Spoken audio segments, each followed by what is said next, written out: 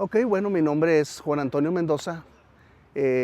Actualmente me dedico a ministro de culto, pastor, y tengo 48 años. Yo soy de aquí de San Luis Potosí, del barrio de San Miguelito. A mí me criaron mis abuelos. Entonces yo, al vivir con ellos, prácticamente ellos ya eran de edad avanzada, algunos 70 años más o menos. Quien me rodeaba eran los primos, con ellos convivía cuando iban a la casa de mis abuelos. Con ellos era con los que yo convivía. Los tíos que visitaban a mis abuelos, entonces de esa manera eran con los que yo. Los amigos de la calle, de la cuadra. Yo creo que no resentí la separación de mi mamá. Bueno, ella a los 16 años queda embarazada, madre soltera. Después ella hace su vida trabajando, tratando de suplir las necesidades. Pero como yo desde pequeño me deja encargado con los abuelos, mi abuelo paterno, o sea, el papá de mi mamá, y mi abuela hacen buen papel de criarme, de estar muy al pendiente en la comida, la vestimenta, la escuela. Entonces, no resentí esa separación, porque hicieron buen papel mis abuelos. Pero yo veía a mi mamá como mi hermana, la veía como si fuera una hermana. Sí, yo desde muy pequeño tuve la creencia, la religión popular, ¿verdad? La religión católica, por parte de mis abuelos. Ellos fueron muy entregados a esta tradición, a esta creencia, religión, y ellos me inculcaban. Mi abuela me contaba mis historias de la Biblia, mi abuelo no tanto, pero la abuela era la que me enseñaba cómo expresarme, a hacer una oración, en este caso algún rezo, cómo leer alguna hojita donde venía una oración, y me inculcaban esto, de que Dios me estaba viendo, de que uno tenía que portarse bien. Sí me lo inculcaban muy bien ellos lo hacían bien. Bueno, para mí era algo muy importante. Yo sentía que realmente yo sentía a Dios, que lo veía en cualquier lugar, como ellos me lo explicaban, que Él estaba en todas partes. Eh, pero yo hubo un tiempo después donde yo empezaba a ver la gente que tenía esta creencia. Yo veía a los adultos y yo decía, bueno, ellos fuman, toman, mm, no tienen como miedo. Y yo empecé a razonar eso, empecé a entender, entonces yo lo puedo hacer también. Y fue como que un poquito de descontrol para mí. Empecé a notar que se podía tener una vida en libertad y en su momento religiosa. Aquí soy religioso cuando voy a la congregación, a la iglesia, y saliendo de ahí yo puedo fumar, puedo tomar. Eso fue un cambio que tuve después de eso, ¿no? Yo veía amigos que tenían su esposa, más aparte tenían otra mujer. Yo veía amigos, parientes míos también, que iban a la iglesia, al rezo, a la manda de rodillas, y saliendo de ahí ellos podían irse a la cantina. Inclusive algunos de ellos tenían sus propias cantinas. Yo decía, oh, sí, así es. De chico yo pensaba en respetar a Dios y en hacer las cosas bien, pero llegas un momento a cierta edad donde dices, entonces, así es esta vida. Dios es una cosa y acá afuera es otra cosa. Yo llegué a decir, bueno, yo seré mal hablado, tomador, pero cuando se trata de Dios, me enfoco en Dios. Claro. Y cuando se trata de divertirse, hay que divertirse. Yo pensaba así.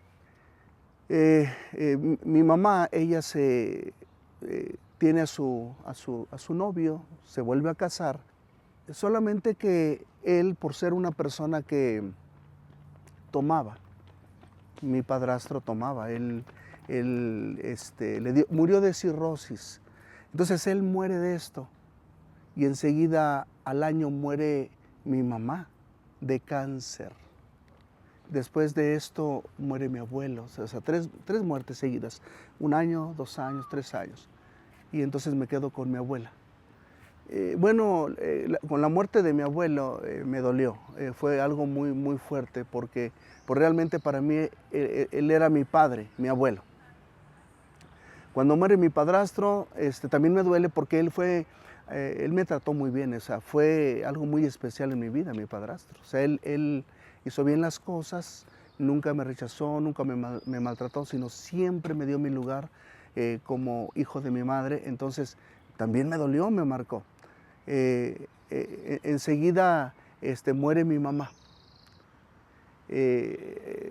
aunque yo la respetaba de alguna manera y todo eso, eh, llegó un momento donde no nos llevábamos bien. Mi mamá, al enfermarse de cáncer, entró en una crisis nerviosa, en una crisis difícil, y tuvimos roces, yo ya más o menos de unos 15 años, 16 años, y cuando muere yo estaba lleno de como de resentimiento contra ella, porque personas de la familia, cuando yo era niño, se encargaron de meterme veneno, palabras de mi madre.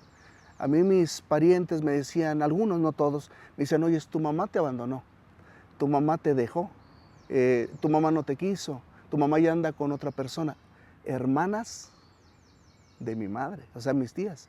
Entonces eso me envenenó. Entonces cuando yo tengo 15 años, yo tengo un roce con mi mamá. Cuando muere, no siento tanto dolor. Sí, mi abuela se había encargado de hablarme doctrinalmente acerca del cielo. Ella me contaba historias de que al morir uno va al cielo y entre las nubes hay un palacio, y pero que hay que pedir a Dios para poder llegar a ese lugar. Cuando uno muere, eso me enseñaron a mí, que hay un lugar antes de ir al cielo o ir al infierno llamado purgatorio. Yo siempre creí en esto.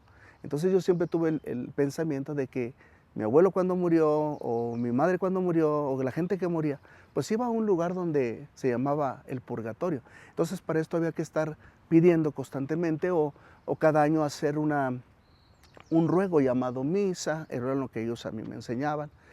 Y esa era la percepción que tenía acerca del cielo. Primero hay que ir a un lugar a pagar algo para poder ir allá. No es tan fácil entrar. Primero hay que sufrir tantito o un muchito, depende los pecados. Eso es lo que me enseñaron.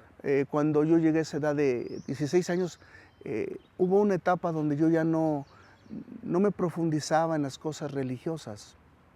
Ya no ponía mucha atención, porque mi vida empezó a cambiar en tomar, en fumar, en los bailes. Ya no me enfocaba en lo religioso como cuando niño. Después de tomar y de estar ya un poco pasado en el alcohol, en mi caso, pues a mí me venían los recuerdos de mis familiares. O sea, yo decía, ¿por qué estoy solo? Porque yo me sentía solo. O sea, yo decía, ya nomás me queda mi abuela ya es grande, tengo mis hermanos, pero no me sentía apoyado ya después. Entonces eso de alguna manera me empujaba al vicio, porque cuando empezaba a tomar me sentía contento, pero cuando se empezaban a pasar las copas me ponía triste y me daba por llorar. Bueno, yo a ella ya la conocía desde antes, desde los 16 años, pero hasta los 21 tomamos la decisión de juntarnos, como se dice, ¿verdad? Claro. Y vivir en la casa de mis abuelos, ahí es donde vivimos. Al traerla a la casa, hay otra familia viviendo ahí. Lo que pasa es que la casa es grande y se divide en dos. Entonces hay dos familias. Por otro lado, yo, al ser una persona que me gustaba la cerveza, el vino, cada semana el ambiente, conocí algunas amigas, algunas novias que tuve, y eso trajo problemas a mi matrimonio al principio. Entonces ella se fastidia y toma la decisión de irse al año, estando embarazada. El día que ella se iba a ir, mi esposa, el día que dijo, vámonos, hizo sus maletas, las tiene listas para irse, las tiene ahí guardadas, y en ese momento llega una prima a visitar a mi abuela. Esa prima es cristiana que se congrega en Ágape. Y entonces llega y le empieza a hablar de Cristo, de la palabra de Dios a mi abuela. Sea como sea, mi esposa sale de la recámara. Mi abuela le dice, mira, te quiero presentar a Rosario Mendoza, que es prima de tu esposo, mía. Y mira, ella es la esposa de Juan Antonio. Y en ese momento la prima con ese sentir le dice, hola, ¿cómo estás? Y empiezan a platicar y le invita a un evento que iba a haber en Ágape. Mi esposa va a Ágape, entrega su vida a Cristo, y en esa semana yo noto un cambio en mi esposa. Un cambio que para mí era importante. ¿Cuál cambio? Yo llegaba de trabajar agresivo, y hasta la comida, vámonos rápido, ¿qué? siempre agresivo, siempre molesto, a disgusto. Y me dice, sí, amor, ahorita ya está lista, nomás es de que te sientes. Y yo dije, ah, caray, esas palabras nunca me las había dicho. Y de ahí empezó ese sentir de que, esas ganas de saber a dónde fue, cómo fue. Después de tener este año tan difícil, cómo de repente hay un cambio. Después hicieron una fiesta por ahí, me invitaron, y cuando yo llego, veo a varios varones de esa congregación muy amables, muy amistosos, que me saludaban, que me recibieron bien, que de alguna manera eso quebrantó mi corazón. Cuando yo agarro por primera vez la Biblia, es un impacto para mí. Éxodo 20, lo tengo que decir de esta manera. Éxodo 20, donde vienen los 10 mandamientos, para mí fue un impacto, porque yo no sabía que ahí venían la ley de Dios, los 10 mandamientos, el decálogo. Yo no lo sabía. Me doy cuenta que no era lo que a mí me habían enseñado. Me doy cuenta que no era como me lo habían dicho. Y causó una inquietud tan grande que empecé a leer la Biblia. Y entre más leía yo la Biblia, como si se te caen cortinas, vendas, lagañas, y dices, wow. Me doy cuenta cómo la palabra, a través de irla leyendo, yo iba siendo liberado automáticamente de la cerveza, de los amigos, y de lo que me atraía que no le gustaba a Dios. Tan solo con leer la Biblia me daba cuenta que a Él no le agradaban ciertas actitudes mías. O sea, tuve un encuentro con Jesús tan solo con leer la palabra. Y ese texto, ese capítulo de Juan 14, versículo 1 al versículo 6, donde dice, yo soy el camino, la verdad y la vida, wow, o sea, me impactó. Nadie puede ir al cielo, nadie puede ir al Padre, nadie, si no es a través de Jesús. En la religión, yo no tenía seguro que ibas a ir al cielo. Entonces yo tenía ese temor no tenía seguro de ir al cielo. Cuando yo leo que cuando uno entrega su vida a Cristo,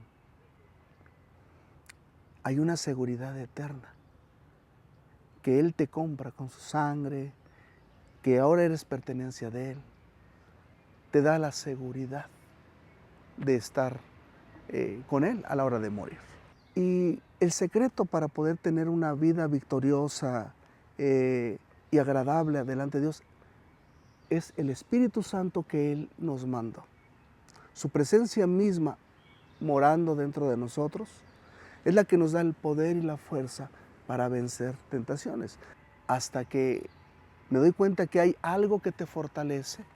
Oración, su palabra, el Espíritu Santo es una vida victoriosa en un cristiano. Si un cristiano, un evangélico, quien sea, solamente asiste a la iglesia sin leer, sin orar y sin depender de la presencia del Espíritu Santo, va a llevar una vida en fracaso, de puro nombre, puro título. Para vivir en rectitud y seguir en el camino del Señor, no hay como la oración, la lectura y la presencia de Dios.